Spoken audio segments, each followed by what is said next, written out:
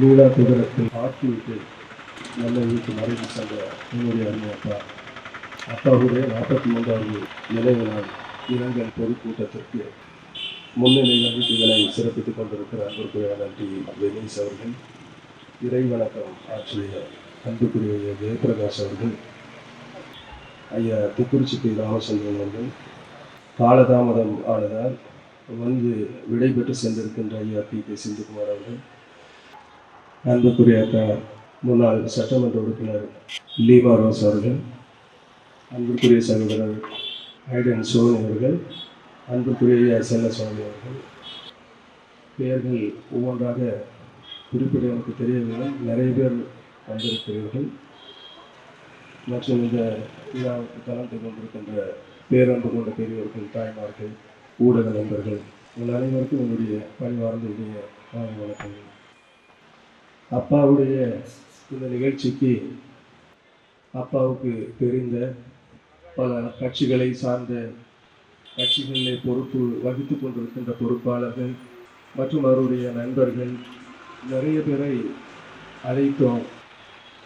இதுபோன்று கழுவந்திட்டை சந்திப்பிலே ஒரு இரங்கல் கூட்டம் ஒன்றை நாங்கள் ஏற்பாடு செய்திருக்கின்றோம், நீங்கள் வர வேண்டும் என்று. அதில் நிறைய பேர் சொன்னார்கள், தயவு செய்து எங்களை பேசுவதற்கு மட்டும் அழைக்கக்கூடாது, எங்களால் ஒரு வார்த்தை கூட பேச இயலாது, அவரை குறித்து பேசினால் அழுது விடுவோம் என்று. அவர்கள் சொன்ன அந்த பதிலிலிருந்தே தெரிகிறது அப்பா எப்படி நிறைய பேருடைய மனதில் இடம் பிடித்திருக்கிறார் என்பது தெல்ல தெளிவாக நமக்கு தெரிகிறது. எல்லோரும் வாழ்க்கையில் ஒரு மிகப்பெரிய ஆளாகணும், நிறைய சாதிக்கணும் அப்படியெல்லாம் நினைப்பாங்க. ஏன் இந்த மேடையில் வீட்டிருக்கின்ற பெரியவர்கள், இங்கே அமர்ந்திருக்கின்றவர்கள் எல்லோருக்கும் மனதில் ஒரு எண்ணம் இருக்கும், நம்ம ஒரு பெரிய ஆள் ஆகணும், ஏதோ ஒன்று சாதிக்கணும் அப்படின்றது. ஏன் அந்த எண்ணம் ஏற்பட்டிருக்கும், எதற்காக ஏற்பட்டிருக்கும் சிந்தித்து பாருங்கள். அவர்கள் வாழ்க்கையில் நிறைய பேரால் அவமானப்படுத்தப்பட்டிருப்பார்கள். ஒரு சிலர் அவர்களுக்குள்ள ஒரு வெறி இருக்கும், ஒரு பக்கத்து வீட்டுக்காரா பெரிய ஆளா இருக்கிறா, அப்போ நானும் அவனை மாதிரி ஒரு பெரிய ஆளா வர வேண்டும் என்கிற வெறி இருக்கும். ஒரு சிலவங்களுக்கு நான் ஏதாவது ஒன்று சாதிக்க வேண்டும் என்கிற ஒரு வெறி இருக்கும். இது எல்லாமே பிறரால நமக்கு ஏற்படுத்தப்பட்ட காயங்களால் ஏற்படுகிற வெறி. ஆனா ஒரு சிலவங்களுக்கு மட்டும் வாழ்க்கையில் ஒரு வெறி இருக்கும், அதாவது அவங்களுக்கு பின்னாடி ஒரு சக்தி இருந்து அவங்களை இயக்கி கொண்டு இருக்கும். அந்த சக்தி தான் இவங்களுக்கு ஒரு வெறியா மாறும். அந்த சக்தி என்ன நினைக்கும் அப்படின்னா, அவங்க நினைக்கிறவங்க பெரிய ஆளா வளர்ந்துட்டே இருக்கணும், அவங்களுடைய வளர்ச்சியை பார்த்து சந்தோஷப்பட்டுட்டே இருப்பாங்க, பூரிப்படைஞ்சுட்டே இருப்பாங்க. இங்க வந்திருக்கிற எல்லாருக்கும் நான் சொல்றேன், எனக்கு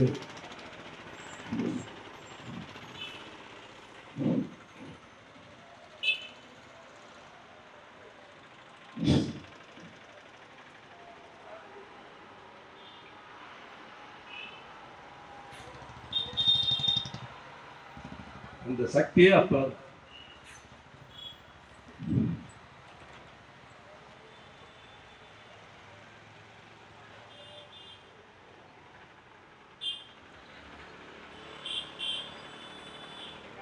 என்னோட வாழ்க்கையில இவ்வளவு வயசு வரைக்கும் நான் ஓடிட்டு இருந்ததே எல்லாம் அப்பாவுக்கு. அப்பா முன்னாடி ஒரு பெரிய ஆள் ஆகணும், அப்பா ஒரு எம்எல்ஏ ஆகணும், எம்பி ஆகணும் அப்படியெல்லாம் நினைச்சோம் சின்ன வயசுல. இங்க வந்திருக்கிறவங்க கிட்ட கேளுங்க, யார்கிட்ட கேட்டாலும் அவங்க சொல்லுவாங்க, தலைவர் ஒரு எம்எல்ஏ ஆக வேண்டியவர், அவர் ஒரு பெரிய ஆள் ஆக வேண்டியவர் அப்படின்னு சொல்லுவாங்க. நாங்க 3 பிள்ளைங்களும் இருக்கு.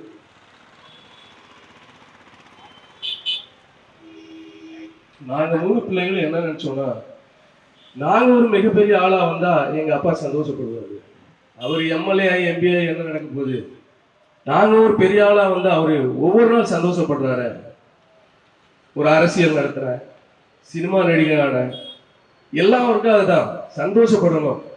நம்ம பெற்று வளர்க்கிறவங்க சந்தோஷப்பட்டாலே அதை விட ஒரு பெரிய சந்தோஷம் நமக்கு வேற என்ன இருக்கு பிள்ளைகள். இப்ப அவர் நம்ம வீட்டு இல்லைன்றப்போ எனக்கே தோணுது, இனி எதுக்கு இதெல்லாம், எதுக்காக யாருக்காக இனி நம்ம கஷ்டப்பட போறோம், இனி யாருக்காக பெரிய ஆளாக போறோம். அவ்வளவு பாசத்தை பிள்ளைகளுக்கும் அவர் கொடுத்திருக்கார். ஜனங்களுக்கு மட்டும் இல்லை, அவரை நம்பின ஆட்களுக்கு மட்டும் கிடையாது, அவர் பழகின ஆட்களுக்கு மட்டும் கிடையாது, அவருடைய நண்பர்களுக்கு கிடையாது, அவருடைய குடும்பத்திற்கும் அவர் அவ்வளவு ஒரு பாசத்தை கொடுத்துருக்கிறார். 3 சிங்கங்களை போல 3 பிள்ளைகளை பெற்று வச்சிருக்கிறார். அவருக்காக என்ன வேணாலும் செய்வோம், எந்த எஸ்டீம் லெவலுக்கும் போகும், அந்த மாதிரி பிள்ளைங்களை அவர் பெற்றிருக்கிறார். மருத்துவமனையிலிருந்து எனக்கு அழைப்பு வருகிறது, அப்பா இது மாதிரி கீழே விழுந்துட்டாரு அப்படின்னு சொல்றாரு. அப்போ அம்மா கிட்ட போனை கொடுக்க சொல்றேன் அப்பா கிட்ட. அப்பா போனை வாங்கி நான் 10 பேரை அடிச்சு போடுறதுக்கு பலம் இருக்கு, சும்மா என்னைய கொண்டு இங்க ஹாஸ்பிட்டல் வச்சுக்கிறாங்க, இவங்களுக்கு வேற வேலை இல்லை அப்படின்னு. நான் அப்போ பாண்டிச்சேரியில சினிமா திருக்குன்ற ஒரு மூவியோட ஒரு ஃபைனல் ஷூட்ல இருக்கிறேன். இந்த தடவை நான் ரொம்ப அசால்ட்டா இருந்தேன். இதுக்கு முன்னாடி எல்லாம் அப்பாவுக்கு ஒண்ணு அடுத்த நிமிஷத்துல வந்து நிப்பாரு. அது எத்தனை நாள் ஆனாலும் அப்பாவுக்கு நல்ல சுகாதார வரைக்கும். ஏன்னா ஒரு ஃபேமிலி தான் ஒருத்தங்களை பாதுகாத்து வெளியே அனுப்புறாங்க. இப்போ ஒரு கணவன் மனைவியா இருக்கட்டும், மனைவியும் பிள்ளைகளும் தான் பாதுகாத்து வெளியே அனுப்புறாங்க, வெளி உலகத்திற்கு தொண்டாற்ற அல்லது பணி செய்ய எதுக்கு இருந்தாங்க. அது மாதிரிதான் அப்பாவை நாங்க தான் ஒவ்வொரு தடவை கஷ்டப்படுறப்பையும் ஹாஸ்பிட்டல்ல கொண்டு போய் கஷ்டப்படாது ரொம்ப போராடுவோம். அவரு சொல் பேச்சு கேட்க மாட்டாரு, டிராபிக் ராமசாமி ஐயா மாதிரி யார் சொன்னாலும் கேட்க மாட்டாரு, அவருக்குன்னு ஒரு தோணும், அதான் செய்வார். அப்போ நான் அம்மா கிட்ட சொல்றேன், கொஞ்சம் பாருங்க, 2 நாள் மட்டும் பாருங்க அப்படி. மறுநாள் அம்மா ஃபோன் பண்றாங்க, அவர் யார் சொல் பேச்சும் கேட்க மாட்டேன்றாங்க, ஐசியூல அட்மிட் பண்ணா ஐசியூல சண்டை போடுறாரு, என்னை எதுக்கு சும்மா தேவையில்லாம நீங்க கட்டி வச்சுக்கிறீங்க, என்னைய விடுங்கன்னு சத்தம் போடுறாரு அப்படி. அப்ப இந்த 2 நாள் நான் எப்படியாவது ஒரு 2 நாள் அவரே இவ்வளவு போல்டா பேசுறாரு, என்ன நடக்க போகுது அப்படின்னு நினைச்சு நான் கொஞ்சம் அசால்ட்டா இருந்தேன் பாருங்க. 2வது நாள் கால் வருது, நீங்க சீக்கிரம் கிளம்பி வாங்க. 2 மொபைல் சுவிட்ச் ஆஃப் பண்ணி கார்ல போட்டுட்டு அழ ஆரம்பிச்சேன். 2 நாள் அழுது. அப்ப உண்மையான ஒரு பிள்ளைங்க அப்பா பெற்றிருக்கிறோம். இதை நான் ஏன் சொல்றேன் அப்படின்னா, அவ்வளவு துயரம் எங்களுக்கு, அவ்வளவு வலி. அவர் அந்த ஏஜ்ல இருந்தா கூட எங்களால எல்லாம் நம்பவே முடியல. அவருக்கு 73 வயசு. ஆனா அவர் சின்ன பசங்களை மாதிரி அப்படி நம்மளை விட நம்மளுக்கு பலம் அவரு கொடுப்பார், எல்லாருக்கும் அவரு சக்தி கொடுப்பார். அவரு சொல்லுவார், ஏய் தைரியமா இதெல்லாம் என்ன ஒரு அசால்ட், இதெல்லாம் ஒரு விஷயமா அப்படின்ட்டு அவரு எல்லாருக்கும் அட்வைஸ் பண்ணுவார். அந்த அளவுக்கு உண்டான அப்பா. அரசியல்ல சரி எல்லாத்துலேயும் அவருடைய வீரமும் திறமையெல்லாம் நிறைய கன்னியாகுமரி மக்களுக்கும், அதாவது குறிப்பாக சொல்லப்போனா விளவங்கோடு தொகுதிக்கெல்லாம் நிறைய தேவைப்பட்டிருக்கும், எல்லாருக்கும் தெரியும்.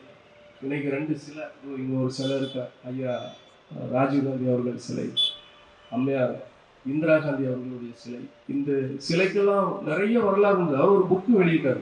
அந்த புக்கு நான் நேற்றுக்கு நைட்டு தான் உட்காந்து படித்தேன்.